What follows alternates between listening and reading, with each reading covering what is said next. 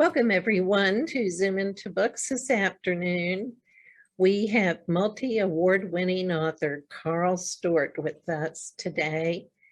He has written several books, and today he's going to be talking about his newest book, The Green Light. Welcome, Karl, to Zoom Into Books. Hi, Kathy, and thanks for inviting me. Oh, you're quite welcome. We're very happy to have you here today. I know that you have written several books, and today we're going to be talking about The Green Light, which is a Vietnam era experience, your experience, or taken from your father's and probably your own experience too. Please tell the viewers today a little bit about yourself and about your series of books. And viewers, while the author is talking, if you'd like to post questions in the comments on Facebook, we'll make sure that Karl answers those at the end of his presentation.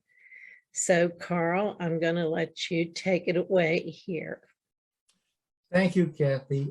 Yes, I'm Karl Stewart. I welcome you to this presentation of my new book called The Green Light. And I started writing The Green Light as a project probably about 10 years ago, to be honest with you. And it's based on my own experiences, having spent time in the Army Special Forces back in the late 60s. That became the most difficult book to write. So as I would work on it, I would set it aside and then work on other books. Now, Kathy asked me to mention some of the other books. All the books I've written are independent of each other. They're in a series in that they cover totally the 7 novels I've written that Kathy's published are about a family over about a century. They cover about a century in time, going from the late 1860s to the 1960s. The Green Light is the culmination of that. The first was a Western named The Last Long Drive, and the families, the generations, the 3-4 generations that pass in that century and their adventures, their experiences are what the series really is about, but it is not a serial. And that's important. You could pick up The Green Light and read it, or you could pick up Kiamichi, a third Western, and read it, and they would both hold themselves well independently. So I have a PowerPoint on this book, The Green Light, and I would like to use that today as a presentation to kind of walk through some of the background and some of the items and experiences I used in order to write the book, The Green Light, which, although set in the late 1960s, and although it is in the Vietnam era, this is not a book about Vietnam. Okay. This is set firmly in the Western Hemisphere. Oh, that's terrific. So Karl, go ahead and share your screen and we'll do the PowerPoint. Okay. Just 1 second. It's coming now. There we go.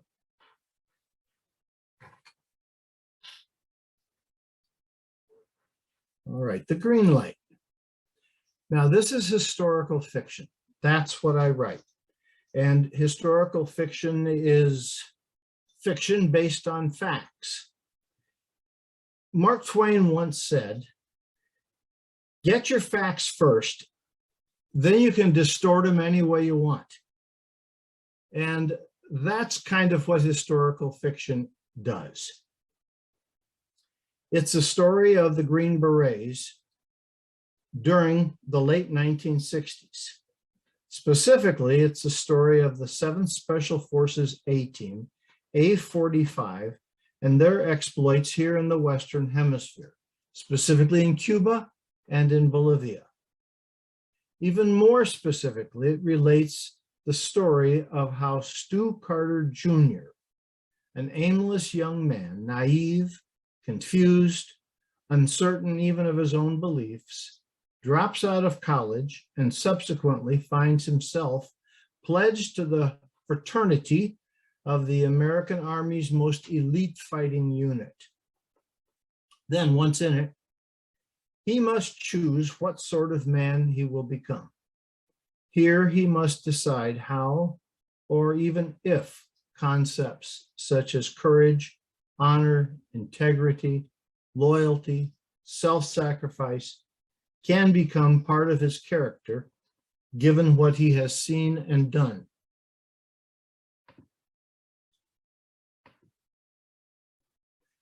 Over half a century has passed since the 1960s. From the younger generation of readers who may not be familiar with those years, or for those of us whose memories of that time may have faded a bit, let me recap pertinent events from that time. In 1961, the newly elected John F. Kennedy inherited the presidency from his predecessor, Dwight Eisenhower. President Eisenhower himself had been a hero in World War II. But Kennedy also inherited a simmering low-level war in Vietnam. JFK increased the number of US advisors to this area, men who were trained to aid the South Vietnamese troops to better protect themselves and their people from North Vietnamese aggression.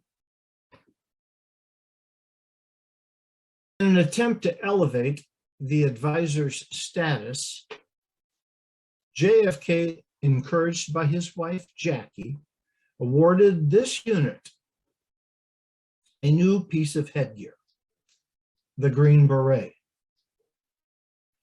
In a ceremony at Fort Bragg, North Carolina, which became the home of the Green Berets, the president brought these soldiers out of the shadows and established them as the most elite fighting unit in the US military, subject to the most rigorous training the Army could devise. Every man had to be fluent in at least 2 languages. They were cross-trained in several skills, and most had at least some college education. Many had degrees. I guess Rambo would never have made the grade. Largely because of the Green Berets' visible presence in the war growing in Vietnam, and due to a song made popular by Staff Sergeant Barry Sadler, along with a movie, The Green Berets, starring Academy Award winner John Wayne, the Green Berets became synonymous in the public mind with Vietnam, jungle warfare, and counterinsurgency. However, to associate the Green Berets solely with Vietnam would be a terrible mistake. The truth was, and still is, the men of Special Forces, as they prefer to be called, rather than Green Berets, which was their hat. They served a much larger role than merely counter-guerrilla warfare in Vietnam. Units of this force can be found even today around the world. For example, the 5th Special Forces were the ones responsible for all of Southeast Asia. Other numbered units served in Eastern Europe, Africa, and elsewhere as they were needed. Each unit had its own distinctive beret flash, as you can see here.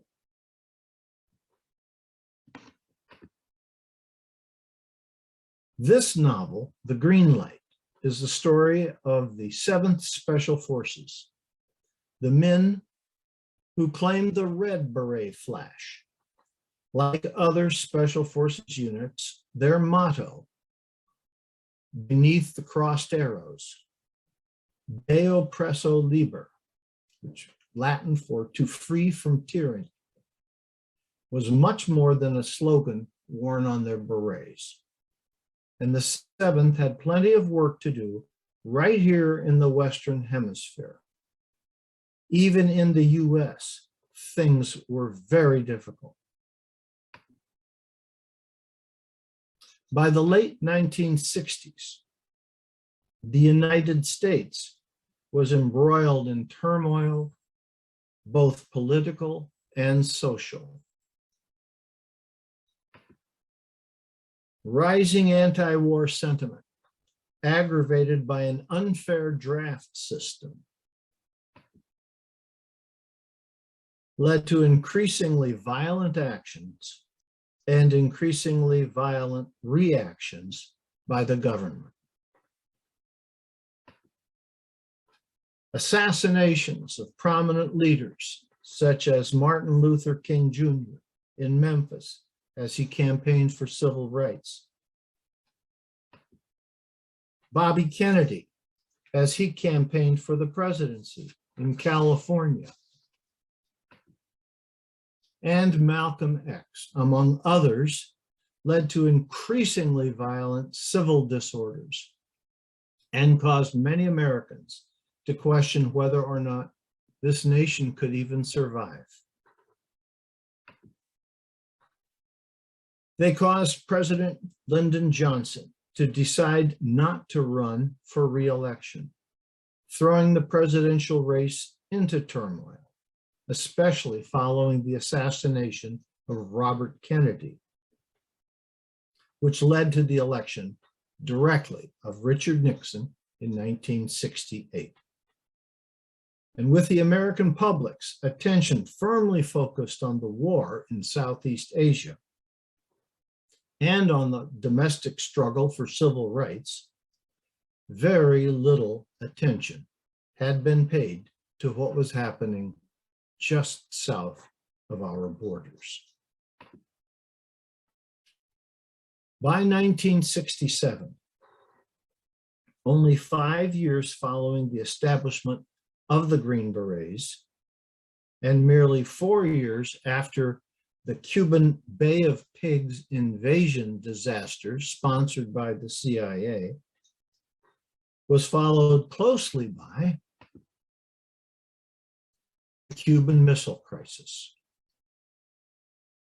which glued millions of Americans to any television they could find. Fidel Castro had strengthened his grip on the island of Cuba, bringing it firmly into the Soviet Union's sphere of influence. The Soviets propped up his economy, and in return, Castro paid off his debt to them by turning the Cuban military into an army of Soviet proxies, exporting the communist revolution to Central and South America, as well as to other continents such as Africa. Into this seething cauldron of political and military turmoil, the U.S. 7th Special Forces, A-45, and Sergeant Stu Carter Jr. entered Cuba, seeking to make contact with units still resisting the communist dictator in order to encourage resistance and to hamper Castro's ability to export his revolution overseas. Castro was not alone, and that was not the start of A-45's involvement in Latin America. In 1966, Che Guevara, the right-hand man to Castro, left Cuba in order to establish a base of operations in the rugged Bolivian lowlands east of the Andes. From here, he hoped to foment rebellion throughout the area, perhaps to set himself up as the Castro of South America. Why he chose Bolivia is still an open question, though the fact that he himself was from neighboring Argentina, just to Bolivia's south, may have had something to do with it. And to Bolivia, he brought a cadre of like-minded Cuban revolutionaries, and along with his girlfriend, set up shop and started recruiting local guerrillas. The Bolivian government up in La Paz requested the US help to deal with the situation, and the US discreetly sent special forces to work with the Bolivian military. LBJ was worried that given that the attention of the American public was firmly focused on an increasingly unpopular war in Vietnam, he decided it would not be wise to allow yet another guerrilla conflict to become a distraction, as he thought of it. Certainly not in our own hemisphere.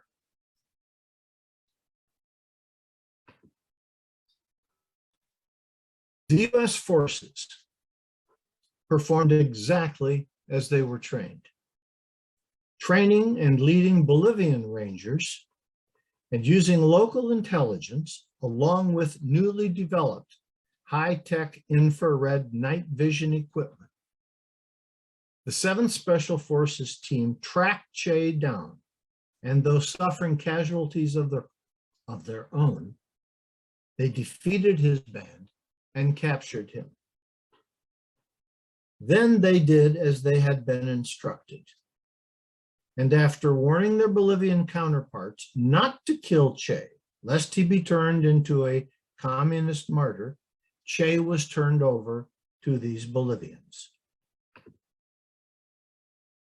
who completely disregarded the American advice and promptly shot him.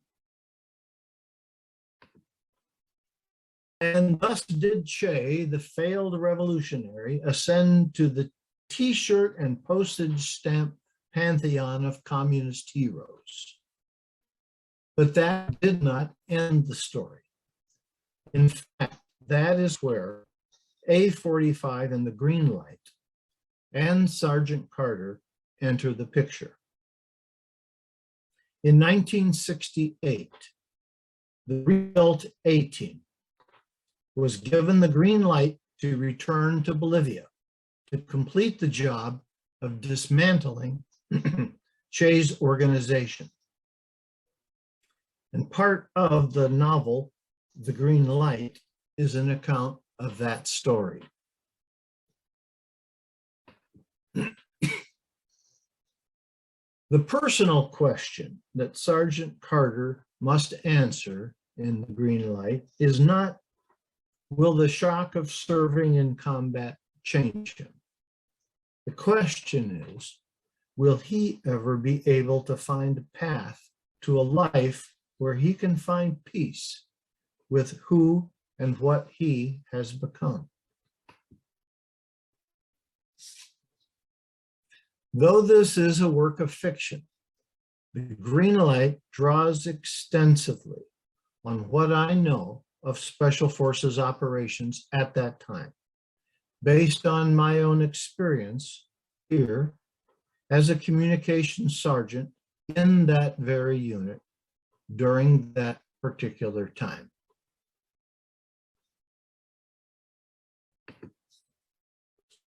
The Green Light continues the story of Stu Carter Jr., who was introduced in the novel Up Harvey's Creek,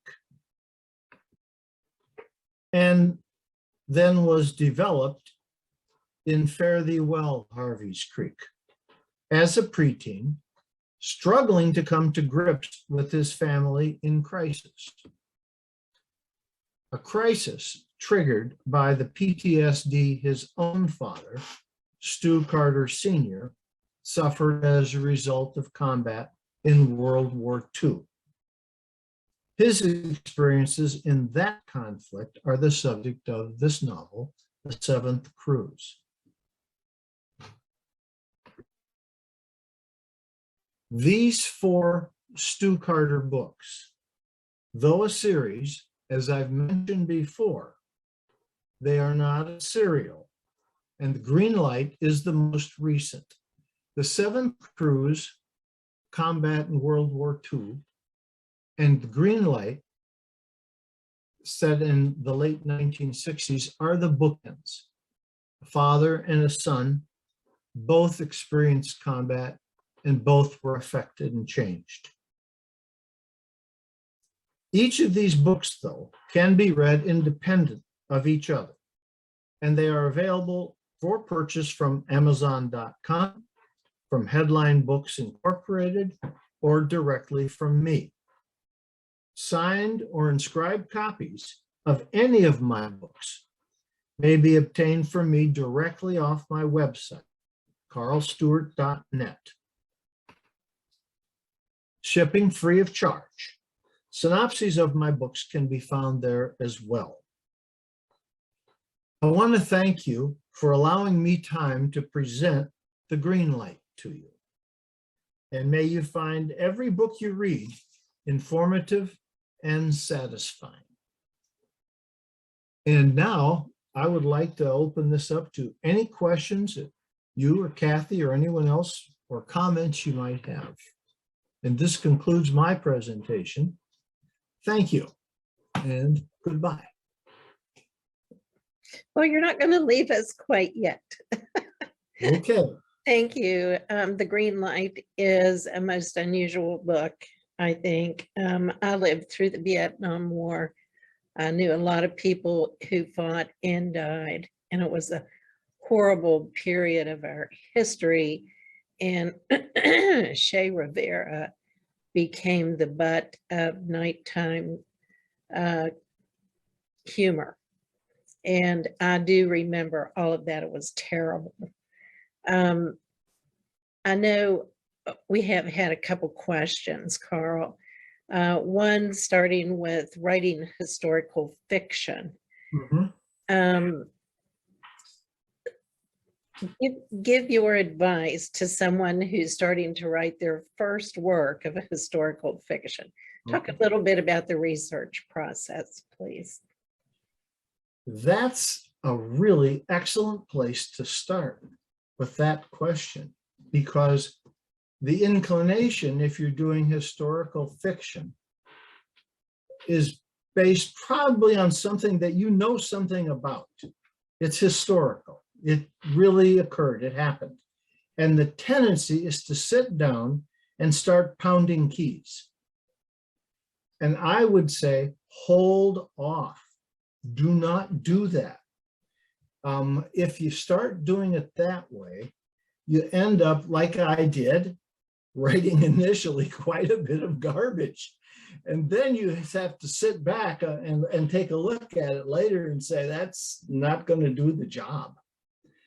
I found that if I set myself up to research and make researching a part of the writing, that it works better. I tend to write higher quality. So what I do is I try to write a book a year, more or less. But to do that, I'll spend about a half a year researching. Now, researching isn't like the old days where you go to an encyclopedia or something. We have such wonderful tools now. And if I'm writing a Western and I live up here in cornfields in Wisconsin, how am I going to find out facts? That this little machine that we're talking through, I can contact the Choctaw Indian Reservation in Oklahoma and talk to the chairman and get information right now within 30 seconds of closing this out. Research became, for me, one of the most fun and the most productive part of writing, because the access is so there. It's one of the greatest advantages of technology. So I would suggest get into researching, restrain yourself from typing out the stories or anecdotes you're aware of. Fill up note cards, spiral notebooks, it doesn't matter what. Just get the information down. Then you can organize it. You can plot it out that way. You can play with facts because that's what the fiction part is about, as Mark Twain said. Get your facts straight and then distort them any way you please. And then go ahead and go to work writing. But give yourself plenty of time. Do not rush into the writing. I started writing with the Green Light, although that wasn't the name back then, 10, 12 years ago. And I had no discipline. So I just started writing. And I deleted and deleted and deleted like 5 or 6 times. And I never got satisfied until I actually started researching, not just what I knew, but other historical events, equipment, nomenclature, what was happening, all of those things, because those things fade with time. Even if you live through them, the memories will fade. So research first and get into enjoying the research. It's not high school anymore. That's so true. And accuracy is key. Reviewers will pick up on wrong years, wrong locations. You really do need to get your facts straight for sure. I know that as a publisher, when Karl submitted the 7th Cruise to me, it's a most unique book in that the opening starts in the mind of the Japanese pilot leading the attack on Pearl Harbor, and it was shocking. And I highly recommend this book to anybody who's interested in military history. Karl came at this from a totally different point of view. And to write good fiction and even nonfiction, that's really what you need to do. Karl, what gave you that inspiration to do that? For writing in general or writing the 7th Cruise? For the 7th Cruise, to look at it through the eyes of the Japanese. When I was a child, I still remembered cartoons that were made during World War II that were shown on Saturday mornings, where the Japanese were shown as tiny, ugly, big-toothed people who couldn't talk right and were actually pretty stupid and deserving of being thumped. I know that's not true because my father fought in the Pacific, and he had a lot of respect for the Japanese, as anybody who fought out there would.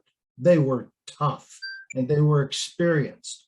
So how do you, and you can find by research, you can go into the Japanese archives and you can find all sorts of information about how they recruited and trained kamikaze pilots and fighter pilots. And as I started doing that and started thinking, these aren't cardboard cutouts. They're not stereotypes. These were young men coming out of Japanese families who were indoctrinated, trained, and then unleashed. And I wanted to get some of that. I didn't want it to become a body count book where you just sort of rattle off the machine guns and count up the dead bad guys. I didn't want that at all. I hope that the reader of the 7th Cruise, by the time they're through with that, will develop, if not a sympathy, at least a sense of empathy for the young people of Japan. Those young men, not much different than I was in the 1960s, who served their country and maybe somewhere along the way realized they were serving a big lie. They had to deal with those issues too. So that came from research that I did. And that's one of the benefits of research. It gives you a depth that you might not come to the story with otherwise. And I also found out where the headquarters of the whole kamikaze program, where it was started, how it was run, and you'll never guess, purely coincidentally, I'm sure, where the kamikaze program was headquartered. A little city called Hiroshima. That's amazing. And that's what good research will do for you. Excuse me. I know that your father and possibly you and definitely friends of yours have all been affected by PTSD. I know it's a continuing problem. Would you like to speak to that? Yes, I can do that without getting too terribly specific. Yes, my father came back from World War II damaged, seriously damaged. He looked like a hero. Everything was all together, but as the years went by, it plagued him worse and worse and worse. He couldn't sleep without the lights on. He couldn't go near water where there was waves lapping or people screaming or shouting. There were things that just would trigger him off. I never understood that as a child. 14 years later, though, my mother couldn't handle that. The situation had become unbearable. His PTSD did not get better. It spiraled him down. When I made contact with him after the time of the writing of the Green Light, after that time period, he walked out. He was gone for years. It was only after I got out of the military that I recontacted with him and started learning his story a bit, as he was an older man and he could deal with it. And now I found out that by writing the Green Light, for me, writing that out, typing that up, and looking at the truth inside of the fiction, that it felt as though a weight were being lifted away from me. I could deal much more easily with issues that I couldn't deal with before. Consequently, I also do public speaking. I've talked to, for example, the Navy Club of Wisconsin, which I didn't even know they had, but they certainly do. They sent a lot of sailors off from Wisconsin about PTSD, its effects, and how writing might actually help many people deal with it. I found that for myself. As I wrote, it became easier to handle things. I felt less tense, less tight. And it doesn't matter whether you're writing poetry, a novel, a short story, or just a diary or journal or recollections. If you write it down, it's sometimes not for everybody. There's no silver bullet here that's going to make everything better, but you can help deal with those things. Consequently, I developed a talk I give called Healing Through Storytelling. And because it helped me, I know it can help others. I've had feedback from some veterans who have said that it has. So yeah, there's a reality to the fiction. That's great, to be able to talk with other people about that. It also makes your writing very powerful. Karl's books and other authors who write from such deep experience really comes through if you've got a good editor, to relate your experience as fiction. It's a very complex thing to do. You know, people say, oh, how hard can it be to write a book? Well, try it. Everybody has a story in them, and what makes an author is they're the ones who actually write the story. So I can highly recommend Karl's stories. Karl's other series of books is a series of Westerns, and based on your great Just one great. He died before I was 10, Kathy. Okay, And he your was, great-grandfather. yeah, my great-grandfather. But as a kid, I didn't know what that great stuff was about. He was granddad. And Yes, granddad was the man. He was yeah, the man. So when I started writing, I wanted to write some Westerns. I thought, where do I start? Lone Ranger and Tonto, you know, those guys that I grew up with. And I thought, well, who is Tonto? And then I thought, my great-grandfather, granddad, was a Choctaw Indian. Now, I'm not Choctaw biological because he adopted my grandmother, who was the daughter of his wife by a man who was shot and killed. And so when he married Sally, he adopted that little girl who grew up to become my grandma. So I've been invited to join the Choctaw Nation, but that would be unfair. I think that would be not right. But Seabird was his name. And he was, when I was a child, and my father was troubled, and my grandfather were troubled, Seabird was the safe place. He was the best man I knew. So when I started writing Westerns, I wanted to write a Western, and I was talking to my father at the time. I said, but Dad, I'd like to write a Western to start with, but I don't know anything about the West. I hadn't really got into researching yet at all. I says, I don't know that stuff. He says, well, you knew Seabird. That's just what he said, and just that way. And I kind of chuckled and laughed, and we left. I left. And then I started thinking later, yeah, I did. Why not? Why not take the truth and then work it and distort it as you want to, as Mark Twain would say. So I did that. So yes, that came from family too. And once I asked Seabird how old he was, and he told me, and I thought, as a small child, anybody over 20 is ancient, I suppose. I thought, wow, that's the oldest man I'd ever heard of. And so I started with his story, and I had 3 stories with him as the main character, as the hero, set in the historical time period of the 1860s and 70s and 80s. That would be the cattle drive Western time. The 80s and 90s up to around 1900, that was the Hatfield and McCoy family feud, and that became the basis for the Devil's Backbone. And then Kiamichi, the 3rd Western of Seabird, where he is a rodeo star, and he was an excellent rodeo star for 30, 40 years, traveling out west, where he meets up with none other than Teddy Roosevelt at the Cheyenne frontier days. And I have them, although there's no evidence for this that ever happened, but I have it in my mind that those 2 guys met and went off on an experience together.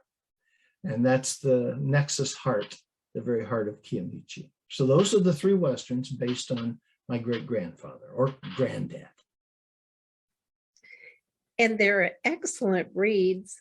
And when you can bring your personal experience into historical fiction, it makes it fun for the reader and also very informative, which I think people really do enjoy too.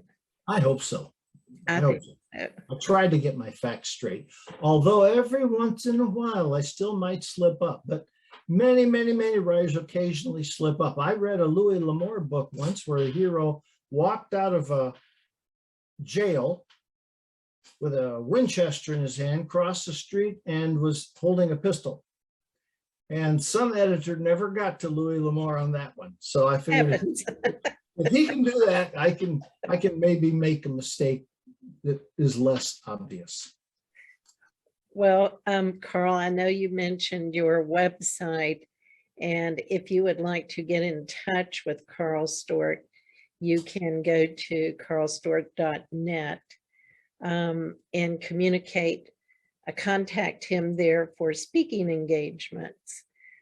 Karl travels. He also does quite a few events. I know for the Western series, this is a good marketing tip, guys.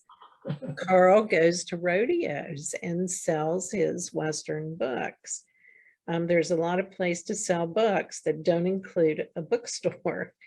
And we continue to find that out, particularly after the pandemic.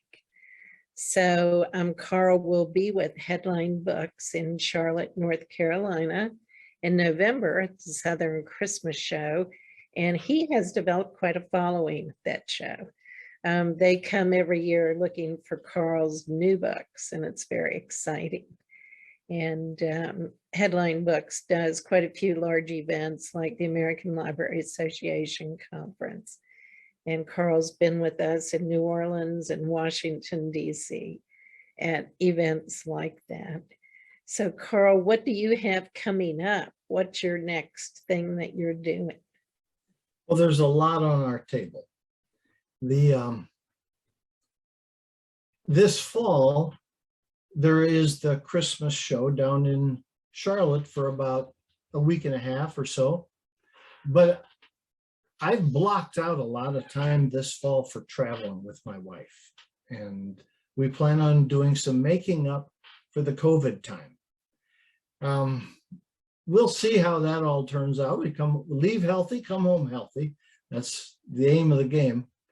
But as far as other book events going, other than things that may pop up in local libraries or with local clubs or regional clubs, I don't have anything big scheduled through November except down to Charlotte. And I'm really looking forward to not just being there to sell books, but also renewing friendships with authors that I don't see or haven't seen for a year. It's always wonderful to talk to those people, to have a good time. I lost Kathy. Kathy, I can't hear you. I'm still here. Oh, there you are. Gotcha. Carl is also available virtually for people who may live across the ocean. All of the headline authors do virtual visits around the globe. And once again, you can contact Carl through karlstewart.net. Well, Carl, we're just about out of time. I want to thank you for coming. And I know that I look forward to your next book, and I know that your readers do too. So I hope you'll come back and join us again. Thank you, Kathy. It's a pleasure to see you again to talk about books and writing. Thank you. Thank you. And thank you for joining us. And also check out the Zoom Into Books YouTube channel. Carl's video will be posted there in the coming weeks. There's a lot of exceptional talent there too. So thank you, everyone, and we'll see you soon. Bye-bye. Thank you. Bye-bye.